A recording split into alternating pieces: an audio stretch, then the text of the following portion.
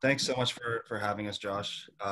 It's always a pleasure, and I think we go a long ways back with you, especially, and it's been quite a journey to get here. Um, I guess I'll start right at the beginning. I mean, Boyd and I have been friends since high school, grade nine, and we've always kind of talked about starting something together. We just never knew what it was. And I think one day a few years ago, we were talking at a bar, we were having a beer, and we decided that we really, really hated our commutes and it was time to do something about it. So we started like a hitchhiking app at first, actually. It had zero signups. There are so many safety concerns, payment concerns, everything. And we had to go back to the drawing board, of course. But we kind of iterated on that. We created P2P ride sharing models. We went B2C. We kept going up the ladder until we finally came to our product that we have now, which is direct to enterprise sales to help companies get their employees to work every day. So we help people with the daily commute, especially in areas outside of downtown cores where transit isn't the most readily available. Access and accessibility is a huge issue in these growing regions. And I think a lot of the companies, a lot of their employees need help just getting to work every day. I mean, I myself live up here in Markham, and it's about a 25-minute walk from the GO train station to home for me. Um, I think one of our earliest experiences in the startup world was competing about 2.5 years ago at the EDGEy Challenge. We did end up winning that one, and that I think was actually a huge catalyst to get this whole thing going. I mean, up until then, it was a great idea, and I think we really thought it was cool and it was fun, but we didn't think of it as a real business until that point. And that validation kind of kept us going and helped us to keep the fire burning. We've won a few other competitions since then. We have gone through the Next 36 Accelerator program. I was part of the 2019 cohort, and we are currently incubating at Y Space up in Markham, York University's community hub for the city of Markham. I think all of these bodies, all of these accelerators and programs have contributed to our success so far, and hopefully to our continued success. And just as a grounding statement, I think we've always been big advocates for family and teams, and the teams that we've had supporting us have always been incredible. Starting from that Edge Innovation Challenge and meeting Josh, I think 3 years ago, sitting in his backyard and talking about this idea. What? Yeah, and just to add on to that, I before we started Hopin, I was coming from a corporate background, and one of the early thoughts I had and misconceptions I had with startups was, you have your idea, you hold it, you keep it secret, and you don't tell a lot of people because people can come in and steal your ideas. But with the early introduction to Edge and meeting our mentor here, Josh, he was opening up my eyes to the idea that people are here to help, especially if you have a problem solution oriented business where you're trying to solve a problem for the general good.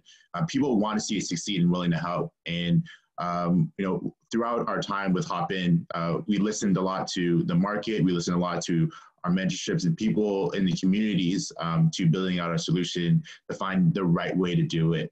And that wouldn't have happened if I kept that same corporate mindset of, keeping it secret so people don't steal. Instead, we shared our idea with a lot of people and got a lot of feedback and got a lot of direction. And that's kind of, where we are now. So we work with, the city of Markham, city of Vaughan, work out here in the Durham region. We're looking to work out in, Peel and slowly, develop and grow out our solution to as many people and help as many people as possible as we grow. So that just speaks to like the idea of shift of mindset that happened. And it's really thanks to the early introduction that we had with Edge and our mentorship, but also the idea of sharing and willing to grow with your community. So that being said, I think our goal has always been to help people to improve their daily lives and the quality of life for people. And we found that there was a list of the 3 worst things in your day: the commute, daily chores, and childcare. So we thought we would tackle the commute first. I think there's 2 things at play here. Number one is helping with the commute, helping with accessibility, but also the climate change awareness and the environmental aspect here, right? Like a big shift that we want to make and see happen, and I think Josh agrees with us on this one, is getting people out of that single occupancy vehicle mindset, getting people to commute together. So we actually organize buses, like big coach buses, to help our clients commute. We work with local companies. We organize these event shuttles that would normally just do these events or these one-off projects, I guess, and we connect them to the companies and organize the routes and everything and the scheduling. So we are connecting these two industries that for some reason never did before, to hopefully solve a few different problems like this. I mean, so far we've run a few different pilots. We have some smaller companies that we're working with, and we've already seen a pretty big impact. Obviously, it's very easy to calculate the carbon footprint that we're helping to reduce. But the other big thing is that I think we were able to save up to 43 minutes a day on somebody's commute. And that's incredible, because if you think about what you can do with that time, you can spend time with your family, you can go to the gym, you can have time to eat breakfast in the morning. Somebody actually told us that. And I know we always say it, but breakfast is the most important meal of the day. So really what we're trying to do here is help the environment, and give people control of their lives again, or help them to improve the quality of their life. I guess 1 minute at a time, not to sound too cheesy.